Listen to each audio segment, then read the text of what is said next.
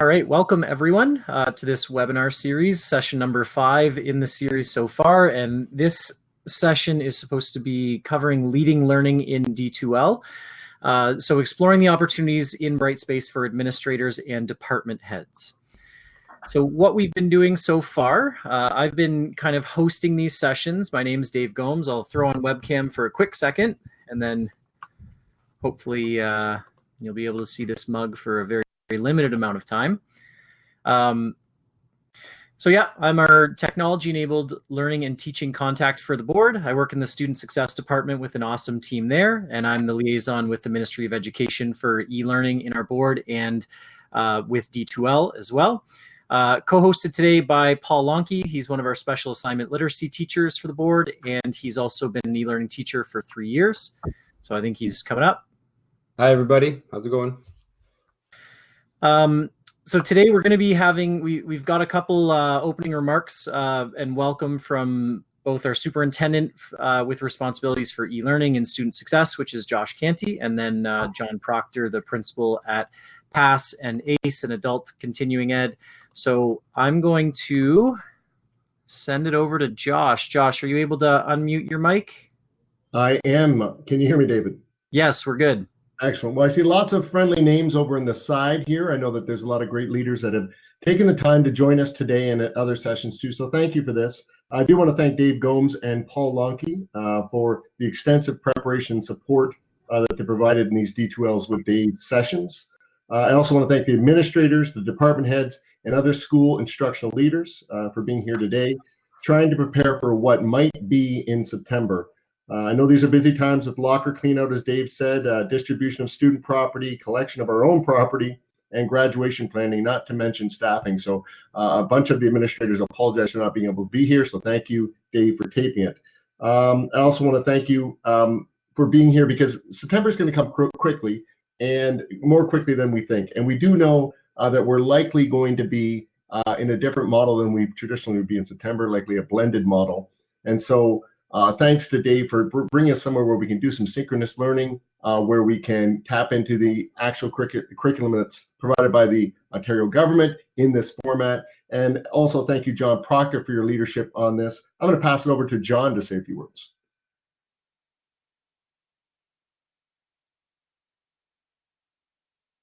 John, I don't think your microphone's set up. I think you might just be on audio. I think John's just going to redo his mic. But thanks for that, Josh. I appreciate you giving up some of your time and coming into these. It's always nice to have senior admin at the table for these conversations.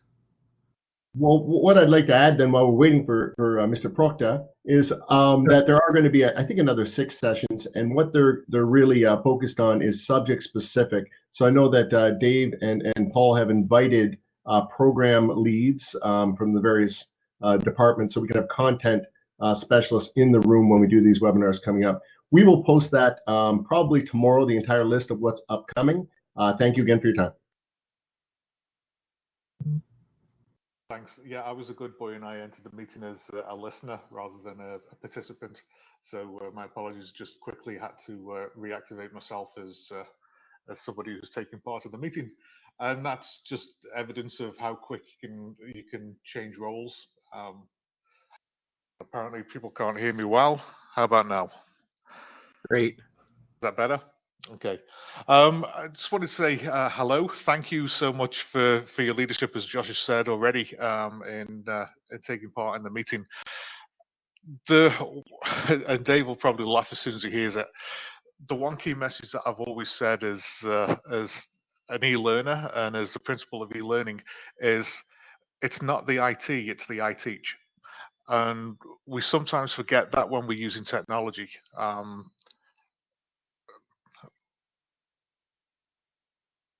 How's it going? Am I still on mic drop or not? Sorry, that was just me saying, like, drop the mic, as in Right. you said the line. I'm sorry. Yeah. I realized that was very confusing. I shouldn't have done that. Okay, so yeah, it's not the IT, it's the I teach. It's about what we do that is good in our classrooms, and translating that into a very different environment. And that's the difficulty. That's where we come in, because you think about that elastic band of our comfort zone, and we're comfortable doing all these things when we're in a classroom, but we're now looking at a set of tools that we've not necessarily used before, that we've not utilized before, and that takes us out of our comfort zone. And when we're out of our comfort zone, what comes naturally becomes less natural. So that key part that I want to emphasize to everybody is, it really isn't. It is not the IT, it's the I teach. Go back to those parts that you have self-confidence in, that you know you do well, and begin to address the lessons that you're teaching, whether it's in D2L or in the physical classroom, in the same way. You break it down and you think about what you do in a classroom, and really there's four key components to what we teach in a classroom. We have an instructional section, we have a facilitation section, we have a consolidation section, and we have an assessment. And when you look at that instruction, facilitation, consolidation, and assessment, it's actually really a circle that always goes around, because our assessment informs our instruction informs our facilitation, and our facilitation is what we lead into consolidation with. And when you put that circle on head, instruction, consolidation, um, instruction, consolidation, instruction, facilitation, consolidation, and assessment, the very top, the instruction piece, really is your synchronous learning. And your bottom piece, the consolidation, is where you then start to look at your asynchronous. So what it's about is how you normally plan your lesson, and all those great lesson plans that you've already got, just looking at how you can utilize those tools um, that you would normally use in the classroom. What tools does that apply to when we're in the virtual environment? So discussion forums take on a new lease of life. The ability to group your students is still there. You can group students, you can bring them into elbow partners, you can do four corner experiments by separating four groups of your students and then swapping them around. All of the abilities that you have in a regular classroom are still there in our virtual classroom, especially when we're using D2L. And that's one of the other pieces, is try and be selective on the tool that you are using. Um, if we keep it simple, there's that old line, keep it simple, stupid. You know, if we are using multiple platforms, that makes it difficult for us as teachers, but it also makes it difficult for our students, because now they're jumping all over the place, and they then have more difficulty and a greater excuse to turn around and say, why I've not been able to do this. Oh, I thought it had to be handed into the office. No, it had to be handed into me. Oh, well, I put it into Edsby. You get the same idea when we're in a virtual classroom versus a physical. In that physical classroom, they always know they come to your room, that's where they deposit. Now, if you're teaching in multiple rooms, as some of you may have been, you know that sometimes then becomes the reason for the excuse. Oh, I went to room 205, you weren't in there. No, but we always see each other in 104 today, that's why. It's minimizing those reasons why the student attempts to not engage. And when we're in a situation like we're in now, especially one where we're moving from the Lessier model of education back to real education, it's going to be really important in September that we make sure that that model is in place, that we make sure that that structure is back in place, and that we make sure that we have those tools ready and available and simplify it into one place. So that's my little piece from me. One of the things that we're going to be doing over summer, just so that you know, our summer school is actually going to be utilizing D2L exclusively. So all of our learning is going to be using the virtual learning environment, which is provincial wide, is Brightspace D2L. Yeah, we will use Edsby. Edsby is used for attendance. That's what we're going to be using it for. We'll use it for attendance, to report attendance in. So it's not going to add additional complications for our teachers. It's going to make it simple because now students can help students because we're all on the same platform. Teachers can help teachers because we're all on the same platform. And also we can share resources a lot easier, both between students and importantly between teachers. So we're not having to constantly reinvent those wheels.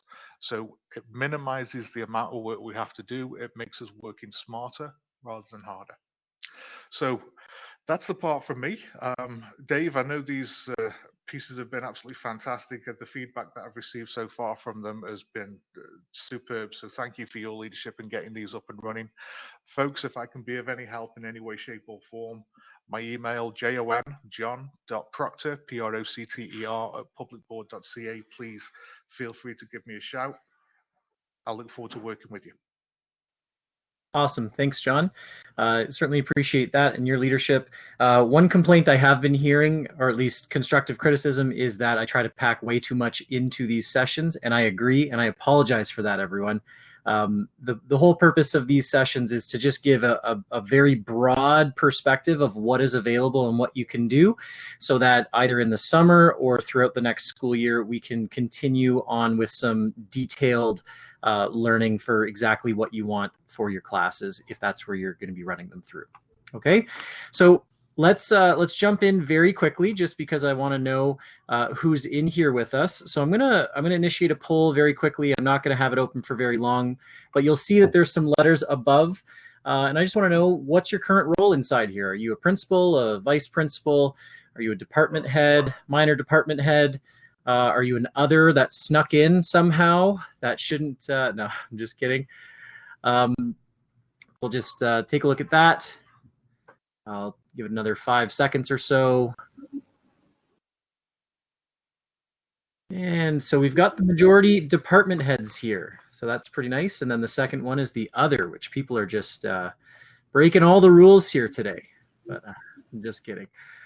Okay, second question. Turn on that multi-user mode. So I just want you to answer this question by hovering over on the screen where you think. So the question is, or the statement is, I have concerns about how information is shared with my staff and or colleagues during this time right now. Do you strongly disagree? Do you agree? Are you neutral? Where are you at? Okay, so kind of all over the board. Some people are they're okay, kind of neutral, kind of indifferent, but kind of leaning towards either the neutral or agreeing that it's there's concerns about how info is shared. So that's a good I guess indication for me. So where we're gonna, I just want to cover one quick thing. I know I covered this in the first D2L with Dave session that I covered. But I just want to let you know what Brightspace is, and more just the first line here, and it's that the first two. Brightspace is our learning management system. It's developed by the company D2L, so we refer to it as Brightspace or D2L. If you ever hear one of us talking about D2L or Brightspace, they mean the same thing. But the reason why I wanted to show this is the second line right here, and it's just that Brightspace was designed specifically for online learning. So when we look at the different tools, each of the tools has been designed for a specific purpose within online learning. And like John was saying, whether it's for the instructional period or facilitating learning or a consolidation or the assessment, the tools that are built into Brightspace are there for those reasons. And we need to think about how we can use those as instructional leaders to support our teachers and to support our colleagues and staff in order to I guess, make meaningful learning happen for students. Right now, there are access to resources and technology integrations because it's a ministry vetted platform. So they do a lot of the back end work for us. So we have integrations with My Blueprint and Office 365 that are very easy to do. And there's also free tech and pedagogical support coming from the D2L help desk for the tech support. There's the VLE consultant that we have that I can contact. And then there's also me, the TELC contact, who's available to support you with anything you could ever want in terms of Brightspace. Okay, so I want to go through some ideas of what we could be using Brightspace for in terms of administration or department heads. And so the idea here is that you could have two types of courses, and the courses is what we call them course shells inside of Brightspace. And so we would create these course shells, and you could have either a whole school course shell, and you could either have staff and students inside there with different roles. You could have staff only courses. So if it's just about admin going to staff or staff collaboration, if you had things in, or if you had a staff and students course, you could actually role restrict certain files in staff and students, or have special content sections specific for department heads by using groups. What I mean by that is if you post something, you can always choose who it posts to and who can view it. Different options inside of Brightspace. So next, you can also have departmental courses. So these would be not necessarily for the whole school, but similar to like an EDSB group where you can have staff only in individual departments at each school.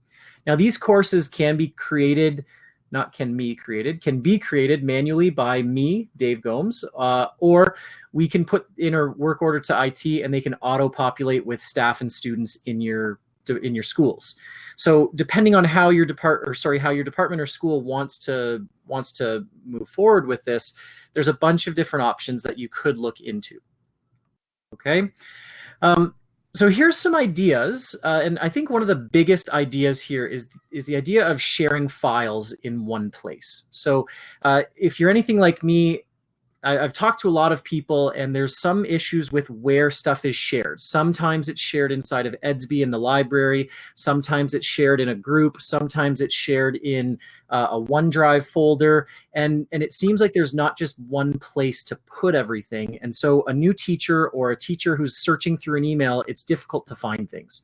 So there's a lot of different things we could use in terms of professional learning or even just school admin at our inside of Brightspace. So you could actually use the content area to post files into one place. And that could be things like ministry and board documents, policies, school handbooks, Monday morning memos, supervision schedules, pep rally, event schedules, list of classroom assignments. There's a lot of different things that you could be posting as an administrator or as a department head for things within your department. And the idea there would just be one space where everything is, where you can collaborate. And one thing that I was really intrigued on when I was asking people what they might use it for, one was information about programs that are unique to your school. And oftentimes we don't even know what's going on in our schools if we're almost oblivious to it, right? Do we have this program? Do we have this? There's a new SHISM program that we have at our school. Do we know as a staff what we can actually promote our school about, right?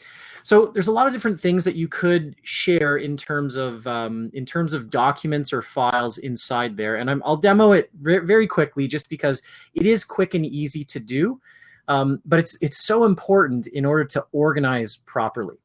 So another thing specific to your department, if you had department groups, you can actually load in the ministry content into a departmental course. And then you as a staff in your department could actually go through those courses and edit those courses together.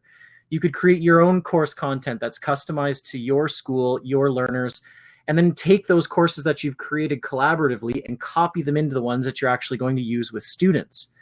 You can organize information by topic, develop rubrics that can be used across all of your different courses. So if you've got communication or if you've got discussion rubrics, those can be developed within your department and then copied over. You can create shared assessment and question banks and copy those over to your real courses, right? There's just a lot of different things you can do. But then the nice part about this too is that if there's a teacher who doesn't have anyone to collaborate with, so say you've got those single offering courses. So I know myself, when I was teaching at Sandwich, I was the only physics teacher in the building. So I wasn't able to bounce ideas off of other people. So we can create those types of courses where you can put in all those single offering course teachers and have collaboration happen between schools. But the departments can actually be the ones who are facilitating that connection.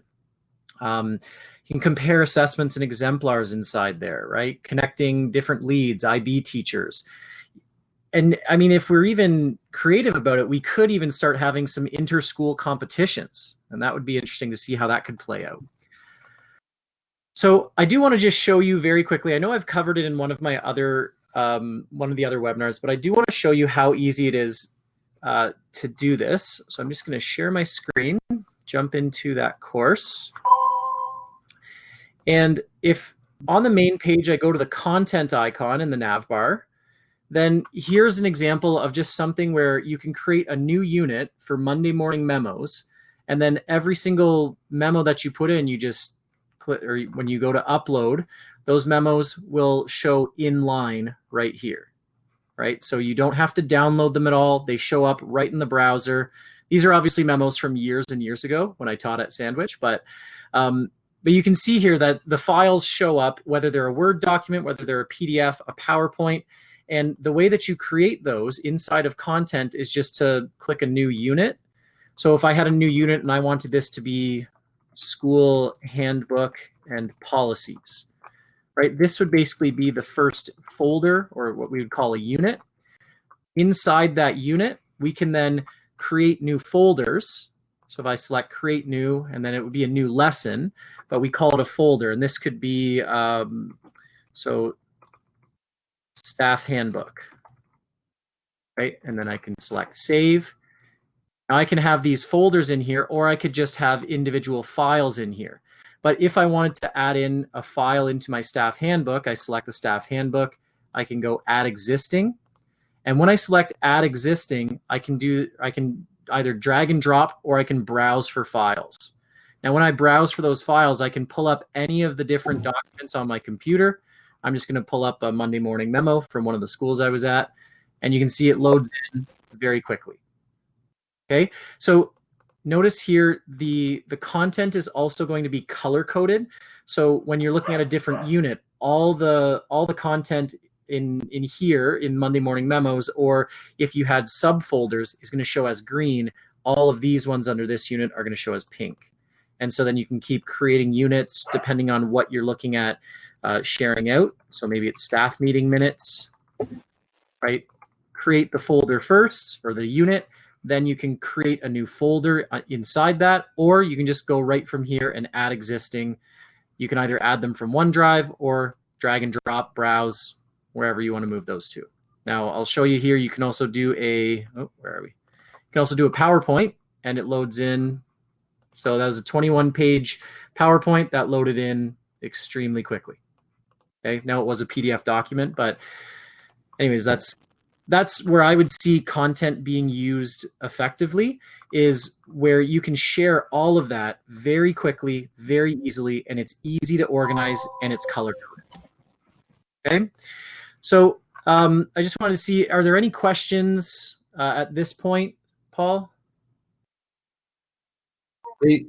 Dave, you must be doing a wonderful job of explaining, because we have no questions. Just a couple people having issues with audio, but Okay.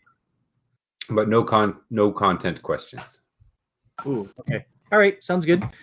So then what I'm going to ask you to do is, if you'd like to, I'm not going to give 5 minutes. I'll give about 3 minutes. But if you've already logged into Brightspace, there is a course called D2L with Dave.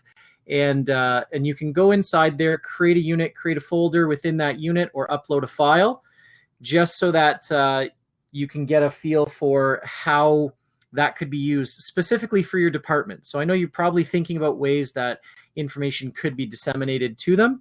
So what I just invite you to do is, head in there, add in a document. And what I'm just going to do is I'll monitor the chat, and I'll also look into some of the other stuff that's been added. Thanks, Christy. I appreciate you coming, and have a good class.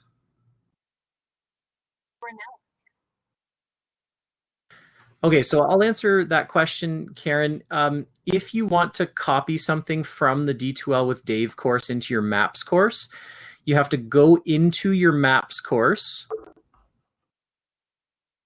and then go into the top right-hand corner. I'll actually show you. Do you mind if I go into your course and do it with you? Okay. So I'm going to share my screen just so that you can see it. And I think it's probably maps.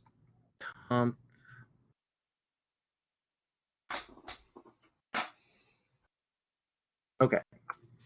So if you want to copy something from one course to another course, when you're in your course here, you can select the admin tools in the top right corner. And then you won't have all of these. You'll just see a few of them, but you'll see this one for import, export, copy components. And then from there, what you want to do is search for an offering. And you're going to search inside this bar up here for D2L with Dave. Click on the magnifying glass.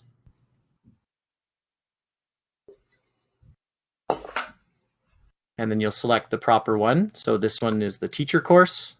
Go add selected. And then when you scroll down all the way to the bottom, you can see there's either copy all components or select components.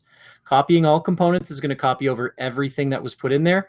If you go select components, then it will lead you through what it is you actually want to select to bring in.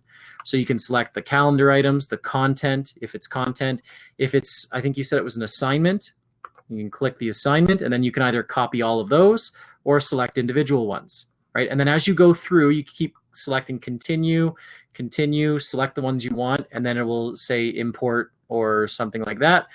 I'm not going to do it for you just because I don't want to mess up your course, but that's basically what you would do. I hope that helps. And I'm just going to jump back into this course now and see if anyone has loaded content in. A quick question, Dave. Jen is asking, are you okay if she takes a screenshot of some of your slides to share with staff? Absolutely. Yep. If you'd like, I can actually share out the document, or if you know what, if you can go into this course, I posted that document right. I think it was under, where was it? Staff meeting minutes. So if you'd like, under staff meeting minutes, you can go to this document right here, and then there's always the option to download because it's just a PDF file. So screenshot away. Just don't screenshot the first link or the first link here because I forgot the Ontario. So it's just Ontario. So don't screenshot this, but you can screenshot anything else. You're never going to live that down, Dave. I know. All right. Well, I think that's probably enough time for that. So if you can come back into the virtual classroom that we've got here. I noticed some, so creating the units seem to be okay. Creating lessons, or sorry, the folders inside there, great. Didn't see anyone upload a file though, and that's okay. So the question that I've got for you, and you can just respond in the chat. I guess I didn't put that page in there, but do you have any concerns with uploading there? So Andre, at this point right now, we're just looking at it in terms of secondary, mostly because secondary also, with, as you know, with students now requiring to take online courses, this is the platform that the ministry has provided for that. So all of our online courses do run through Brightspace. As OSSTF members, we will end up having to teach those courses as well. So we're only targeting secondary right now. I think elementary is going with what they have, and they have some people running professional learning for them as well. But because we use it in PASS, because we use it with our online courses, it's more of a fit for secondary at this moment. Okay. So we'll move on. Just a couple other ideas that I had. And I don't want to let you think that these are my ideas. I've actually been in consultation with a few different people, department heads, past department heads, just as a way of trying to come up with some ideas for how Brightspace could be used. And one thing that I see there a need for, especially in an online classroom or online school, would be building school community and modeling. So as a teacher or as an administrator, what we want to do, or what we should be doing, is modeling either in a post to our staff or to our colleagues the things that we would want our staff to be doing. right? So something like using announcements and posting using a video, or posting a discussion to get a conversation going in my staff or even in my department. That can be a great tool to use, especially if those tools can then be used by your teachers online. You can host staff meetings or department meetings virtually with the Brightspace virtual classroom, which is what we're using right now. We can do video morning announcements, and that could be facilitated by your principal and or staff. The idea that we were in talking with others was you could almost have a daily video announcement feed and have a new staff member from your school post something every single day. And so that students get a feel for who those teachers are in your building. Who's my teacher? When is it going to be my teacher's job to do the announcements? Things like that. I know some staff have made some videos for their students, like "We miss you," or some goofy ones even, right? Or teachers during quarantine. So posting those types of things and encouraging messages for students on the homepage. Some schools have trivia questions or challenges of the week, school spirit awards, badges. And we can assign those to students inside of Brightspace if they're created inside there. Another thing you can do is, I know some student parliaments are being very active on Instagram and Twitter. And so what you could actually do is embed those tweets or that Instagram feed directly on the homepage to get more of a sense of community instead of it just being all about the online learning in the classroom, because we know that a school is so much more than that. It's not just about learning the curriculum, which, I mean, it is, but there's so much more to a school environment. Okay, so there's just some ideas there. A couple I want to demo for you, and then I think there's a couple questions in the chat, so we'll cover those. So I just want to go in, and I know if you've seen any of the past sessions that we've been doing, I've been harping on this tool called Video Note a lot. And the reason why is because it's just a quick, easy, and phenomenal tool to use if you want to use video and personalize the announcements or even provide context. I can't tell you how many times throughout this quarantine time it's been like, I want to say something to someone through email, and I'm just like, you know what, can you just call me? It's going to be so much easier than if we email. So inside of announcements, this is where I would suggest doing something like that. If you go create an announcement, you can go in, give it a headline. So I'll call it, just my announcement. And I'm going to spell it right. Okay, and so inside here, you can write in text. You've got the rich text editor here. So we can type in, "Hello, everyone. See the video below." Okay, and then I can go to Insert Stuff, which is the little play icon here. And I can select Video Note. So add Video Note. And what that does is it opens up an in-browser video recording where I can record up to 30 minutes of video inside here. Or if I've already pre-recorded something on my phone, I can upload that file and it'll just upload in there nicely. So I'm going to do a new recording and just say, "Hey, welcome to the school, everyone. Today is Monday." It's not even Monday. I don't know what day it is. That's what quarantine does to me. But I'm Mr. Gomes, and here are your morning announcements. Right? Stop the recording. Say, "Hey, welcome to the school, everyone." I can watch the playback or do new recording. I'm going to select next and give it a Monday announcements as a title, give it a description. And I can choose the audio language, because what's nice about this is we can automatically generate captions from the audio. So select next and then insert, and it's going to transcode that video in the background for me. You can select, go all the way down to the bottom and select publish. And then now when I go back to that home page, that video is going to be there, and it should be there. There it is. Look at that. So every day something new could be in there with some new teacher doing that. Okay, so that's just one example of how you could use that Video Note tool in order to build community and even model something. So if I, as a principal, want my staff to be doing this with the students that they're teaching, then I could do this with the staff that I'm trying to share things out with.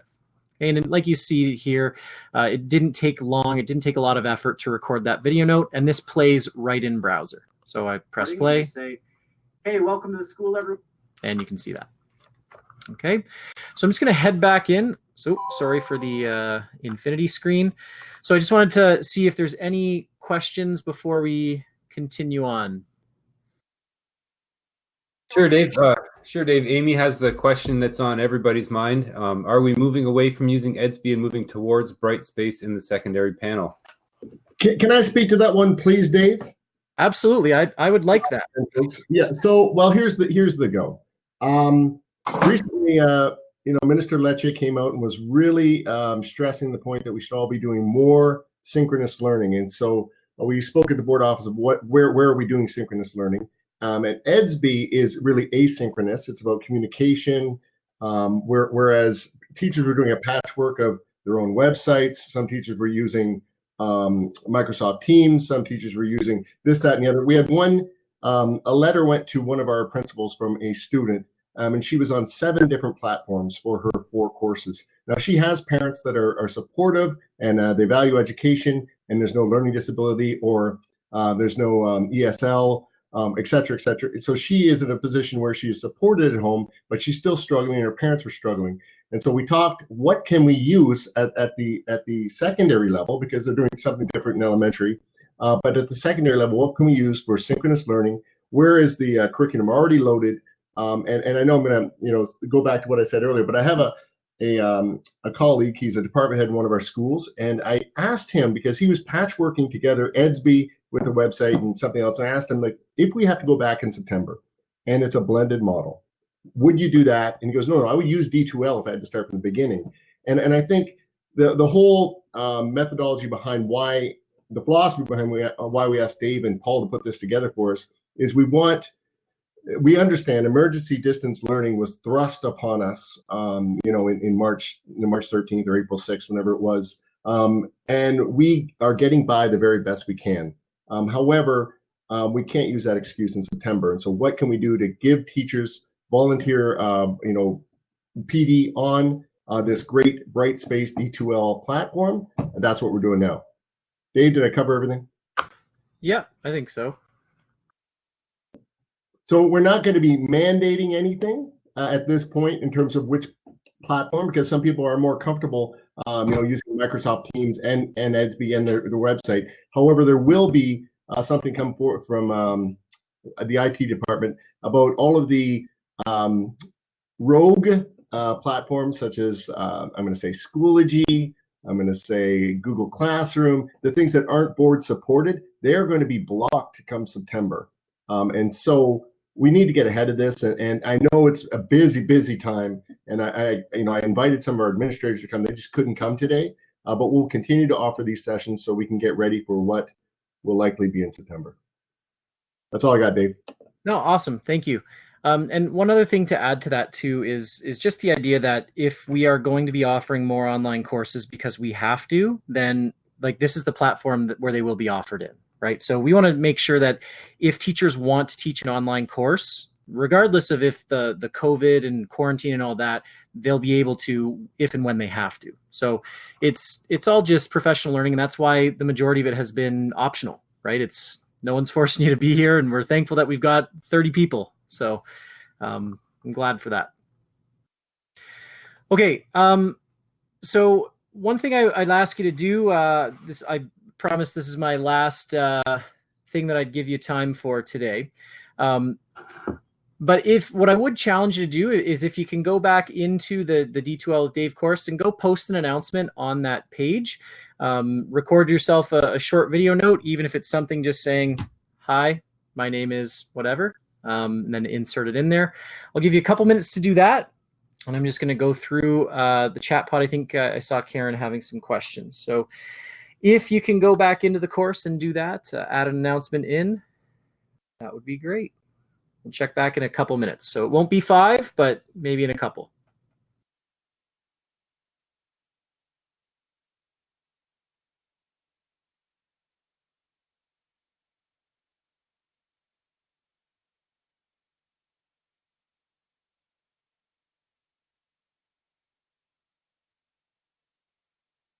Thank you, Paul, too, for answering those questions for Karen. Karen, he answered them perfectly. So the courses do become inactive once the semester ends.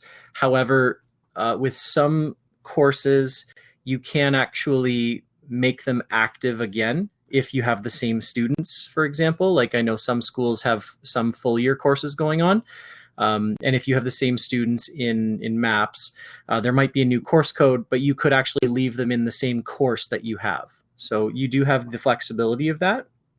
And then the same thing for department courses. So if there was a department course that you created with a department, you could, even though that course was created, say, this year, we can continue using that course next year and the following year and the following year, and then just kind of archive all the content into one location that has, 2019, 2020 school year, and so on. I'm just gonna head in to the course and see if anyone has posted anything.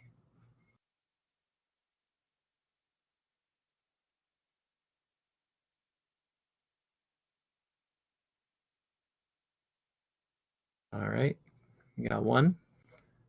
Beauty.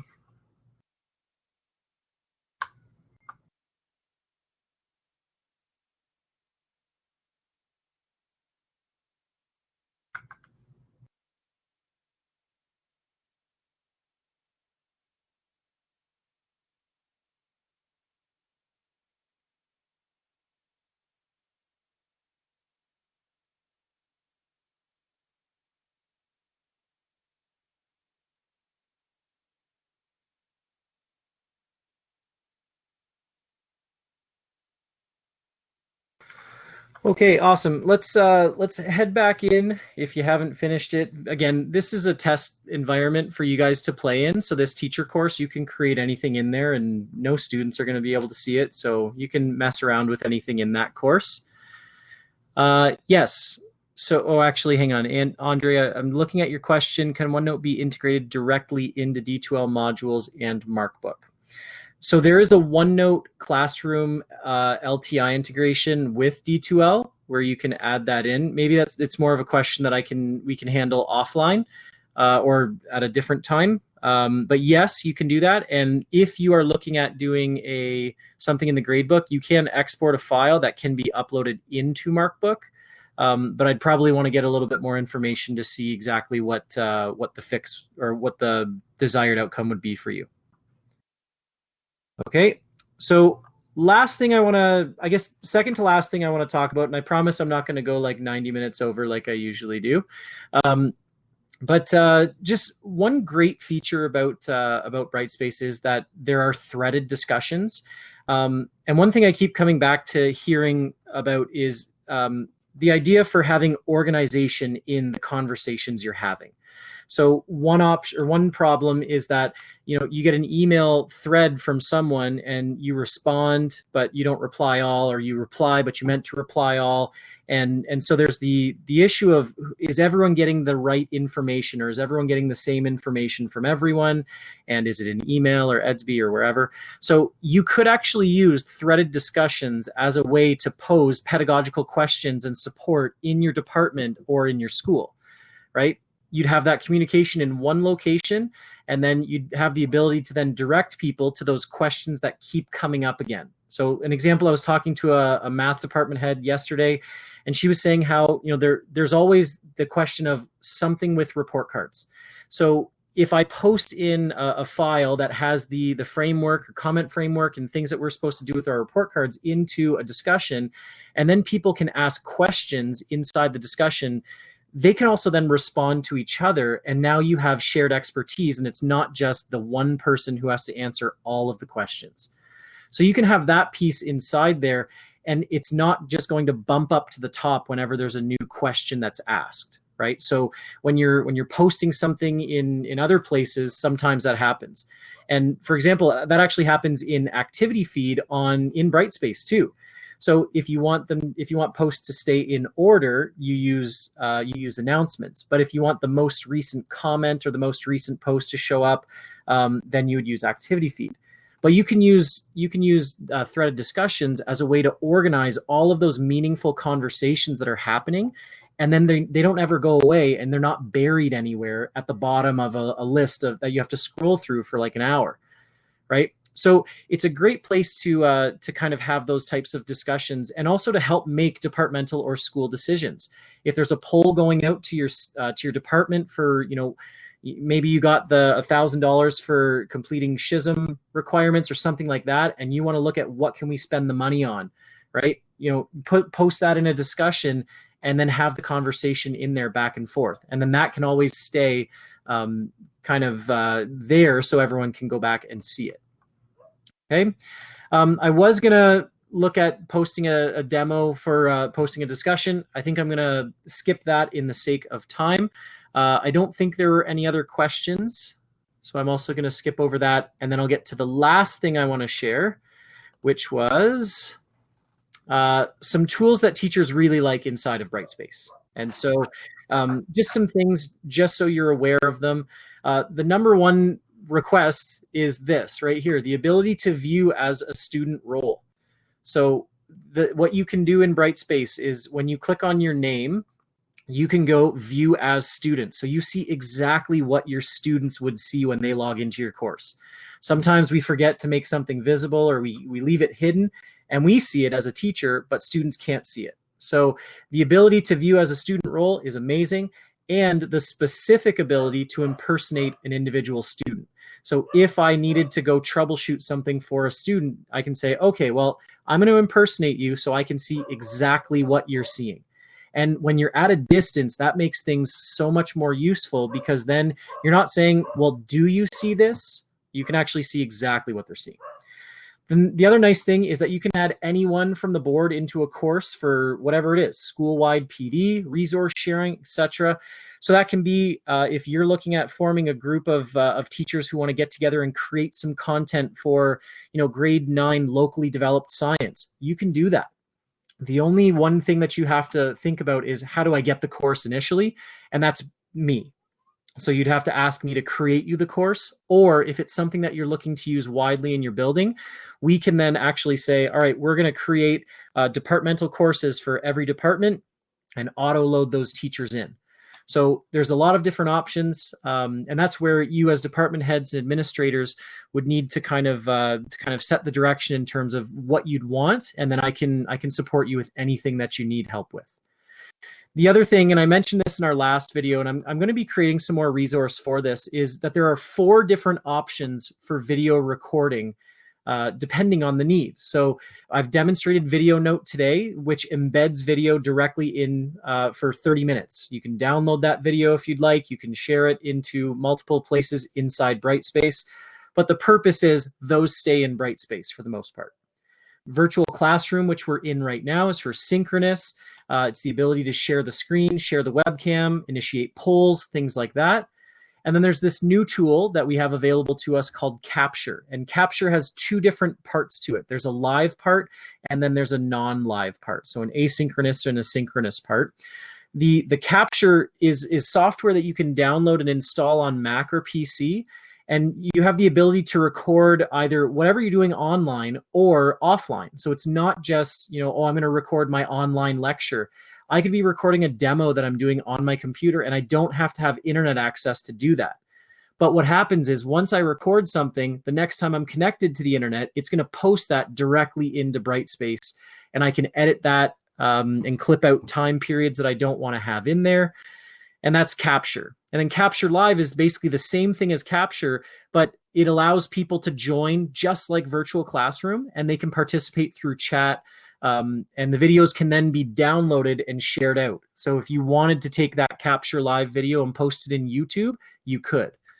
Okay, so there's options for everything you could ever need inside of online learning, but not just for the classroom, but also for running a department, running a school, and supporting teachers to support students.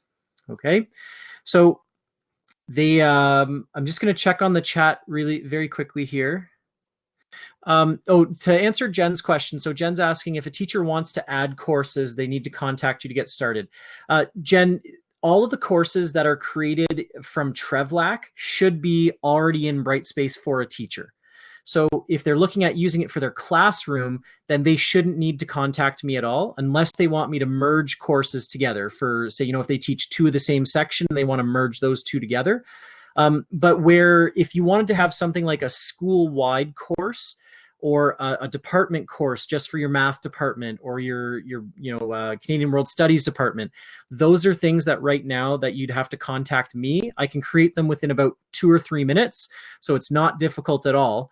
But because those aren't created by our student information system right now, they have to be manually created. So if that is something that your staff desires or your school desires to kind of make something like that for students or to make it for your staff, then contact me and I'll get you a course or however many courses you need. And then you can do with them what they want. And I will, and I'll support you throughout the implementation of that. Okay. So I just want to check if there's any final questions. And there was one other one, Dave, from Karen. And she's trying to add support staff to one of her STEPS classes, I'm guessing. And they're not appearing in D2L. Wondering if those people can be recoded in some way that she can add them to her class. Yeah. So we can do that. What I would really need though is to get approval from our IT and our I can't remember which superintendent, but I'll probably start with Josh. I think it'd be Superintendent Wilcox, and I don't think that would be a problem. I think that, I mean, obviously we're trying to reach all the kids and support them like they are in a regular classroom, so I don't think this would be a problem. Yeah. So I know it's possible. The thing is, it's just that support staff aren't created in Brightspace because it actually uses the teacher MEN to create an account inside of D2L. So when IT creates the users, it's only classroom teachers or principals. But basically you have to be a teacher in order to have access to Brightspace, but we can change that. We can contact IT and get that. So thanks for that request, Karen. That's actually a really good question. And I'll look into that later today, actually. Jen would like to know where the video from today's session will be posted. Okay, so I don't want to tell you yet, because if I do, someone might steal my bit.ly link and then it could link to something different. But Josh, are we able to send that out today once I get the recording to you? 100%. We'll get that sent out along with all of the upcoming webinars that you're going to be presenting. Okay, perfect. Okay. So yeah, thank you for joining this session number. Oh, that should say session number 5. Man, I'm screwing up big time here. Get that out of here. Session number 5. So we are going to be having some subject-specific sessions that will follow. So again, thank you for joining. If you do have any questions, please feel to reach out to myself or Paul Lonke. We can support you in utilizing Brightspace for your departments, for your classrooms, and just if you have any questions about what it can do, if you want an individual demo or a demo for your departments, please let me know. Again, that's what I'm paid for, is basically to support. So thank you, and I'll stay on for another couple minutes, but I'm going to stop the recording now.